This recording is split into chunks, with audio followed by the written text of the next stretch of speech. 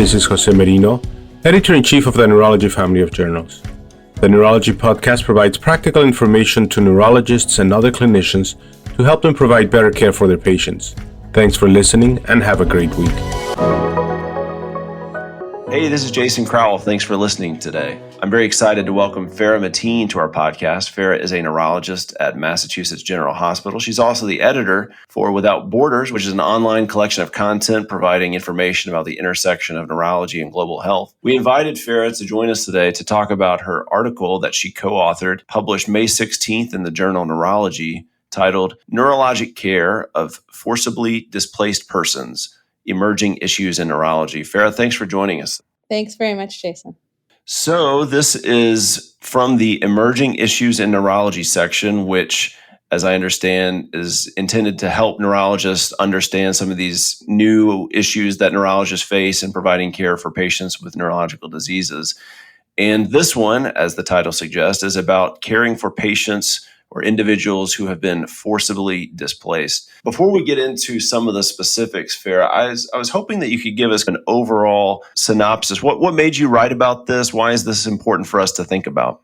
Forcible displacement is becoming a reality for a high number of people in the world right now. So an estimated 1 in every 88 approximate people worldwide are forcibly displaced in their lifetime. So last year, that's the highest number that's ever been recorded for people who are forcibly displaced since they began recording, which was just right after World War II. So this is a political, social, economic problem. But it turns out, the high volume, 100 million people worldwide, that becomes interfacing with all aspects of clinical care and medicine and neurologists too. And this is a global problem. So not just in specific parts of the world or specific income levels for countries, but every country now is basically encountering forcible displacement in some form. And so we want to be thoughtful about how we engage with patients who are forcibly displaced and make sure we're doing the best possible thing. It's a humanitarian crisis. And so neurologists really do have a role to play. I think I understand what you mean by forcible displacement, but let's pause and just make sure that we're on the same page. Could you give us a definition of forcible displacement? Yeah, so these are people who are basically moving either across national boundaries, which is technically a refugee, for reasons of persecution or legitimate fear of persecution. So humanitarian reasons, violence, human rights violations. So if you're from one country to another across a border, that's technically a refugee. Today, the United Nations for High Commissioner for Refugees reports approximately 27 million refugees worldwide. Forcible displacement, being an umbrella term, also includes other categories. These are just names that we're giving to people. Another one is called internally displaced. That means somebody, for those same reasons, are moving within the borders of their own country. The Syrian situation is a very classic example of internal displacement, where people may not be moving across the border, but may be forcibly displaced within the country. And then there's also a category of asylum seekers. Those are people who have generally left across borders, but have not received a political designation of a refugee yet. So they may be in the process of application. But generally, some of the issues are shared among each of these groups of people. And these are more legal definitions of what people are called as they're moving due to reasons of persecution or fear of persecution. So it's not people moving for economic purposes alone. There's also a group of people called climate migrants or climate change related migrants. There are different reasons for displacement, but forcible displacement is involuntary. It's not because you wanted to. It's not immigration. It's people who are moving because of usually violence. The article is meant to be guidance from a group of authors who are global. So they're from multiple income levels of countries, multiple geographies, multiple types of experience, clinical people. And this is really an opinion-based article about what are the key situations, what are practical guidelines based on experience that people in a neurological practice setting could find beneficial. So we're trying to bring some order to the fairly sparse literature that exists. And so with that as a segue, I think one of the things that your article does really well, as you've already described, is it kind of gives some scaffolding about how to think about these different challenges that one might encounter in caring for someone who is forcibly displaced and has neurological diseases. So would you mind sharing with us some of those challenges and expand on that? One of the first challenges is that as a field in neurology, I'd say we're relatively late to the game in trying to articulate the problems. We know that one of our problems is a lack of data, a lack of epidemiological data in general, and so that we don't have good evidence bases to provide clinical recommendations. For patients themselves who are forcibly displaced, that's a different situation. And so what we did in the article is we tried to highlight what we call common challenges related to clinical neurology in the care of forcible displaced populations. And I'll just give you a highlight of what those are. So the first is loss of support systems, by which we mean families and communities, and the separation, for example, of children from their parents and how that may lead to neurodevelopmental changes and other support systems for people with neurological disease. Another issue is loss of personal health information, so medical records and history of medications and management plans. Another one is language barriers and expression of symptoms, and this really can't be underestimated. So when people are moving, we heard about this where people were literally walking from one continent to another over the course of months. And the clinicians may not be familiar with the language, but it also may be how people express neurological disease. How do they state their illness experience? And what kind of training does the neurologist have to interpret and understand not just the language issues, but also how those diseases manifest in different populations? Another issue is belief systems and how belief systems may differ between the treating neurologist and the patient. And so there are examples of psychiatric care being unacceptable in several cultures and how patients with psychiatric illness may first present to a neurologist. I might just add here that it's important that refugees often get blamed for bringing in infections to new countries. That's actually very uncommon. And so it's important not to overemphasize infectious risk in refugees. That's often not as common as first expected. Another issue is patients' interface with health systems and patients' expectations from governments or from basically social structures. They may have a lot of mistrust, and understandably so, and may have themselves had traumatic experiences with systems in their home countries, and they may not have that initial trust relationship that often patients have with hospitals and doctors in this country. So I think that just understanding those issues is important for the neurologist.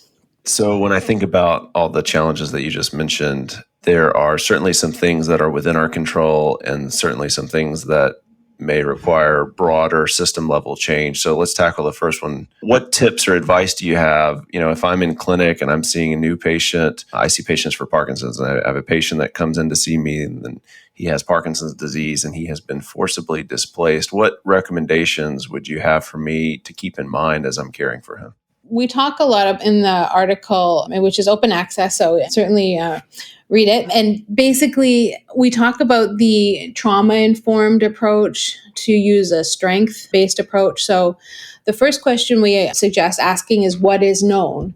So for your patient, where is he coming from? Is he forcibly displaced recently or more remotely? How does his diagnosis interact with his displacement? Did it precede the displacement? Was it during the time of displacement? Was it afterwards? Does he have records from that period of time? Did he have, for example, interrupted care during his experience? Did he have limitations in access to rehabilitative processes? All of those things need to be considered. And it is possible that he had a significant impact from his displacement, but it's also possible in this case it didn't. We don't know until we ask. And so I think you need to ask about what his experiences are. And we do suggest that to think about resilience and to think about strengths that this person may have had as they went through this traumatic or potentially traumatic experience, and to allow them to share that with you and how it may have impacted their diagnosis. So I think that would be a start. And I think there's also other issues around trust of the system, adherence, whether lapses in care were relevant to this patient. All of those things need to be considered longer term. So then if we look over the horizon, you talk about some of these in the article, but how could our healthcare system here in the United States be changed in such a way that we can better care for individuals who've been forcibly displaced? This, I think, is like a PhD in waiting. How do you improve the U.S. healthcare system? And some of the improvements in the U.S. healthcare system will help forcible displacement in general. So one thing that is worth mentioning is lapses in neurological care. And so people need to be able to trust their neurologist. They need to be able to have a safe place in order to seek care and to trust that care and to be able to believe the advice they're getting is in their own best interest. And that's true across all populations. We often see this among refugees. Something that helps refugees, which are often the most vulnerable subpopulations in a country, that helps everybody ultimately because you're actually extending the reach of the health system to those who are most vulnerable. There's interest in mobile technologies, so smartphone-based consultations, et cetera, even online medical records, but not a lot of data, particularly for neurology. And there's even interest in how do we make this work financially? How can people, have a consultation and make it sustainable? So all these things need evidence and inputs and investment ultimately to make sure that we know what we're doing and that we can, we know these emergencies unfortunately are going to keep happening, and to be better prepared for the next one based on what has happened in the past would be really critical. And we just haven't had, I guess, accruing knowledge over time, partly because the data are so sensitive and partly because it hasn't been very common for neurologists to study this. And the other thing is, what are the roles of professional societies? So this is obviously an AAN journal. And so one of the questions about improving the healthcare system comes from advocacy and lobbying from people like neurologists, bringing attention to the high burden of head trauma and neurological disease as it interfaces with displacement. And it's probably worth mentioning that there's bidirectional relationship between displacement and neurological disorders. So in some cases, neurological disorders may be severe and that patient can't actually become a refugee because they can't physically move across the border. And sometimes people with neurological diseases get left behind in war zones, and there have been different media coverage of those issues. And we don't really know what happens to some of those people. In other cases, people with neurological disease may be leaving earlier because they know they need a higher standard of care and they can't risk being in a potential conflict any longer. And there's different ways and reasons people move. And there also may be conflict itself, so armed conflict causing neurological injury. We have even less data about that.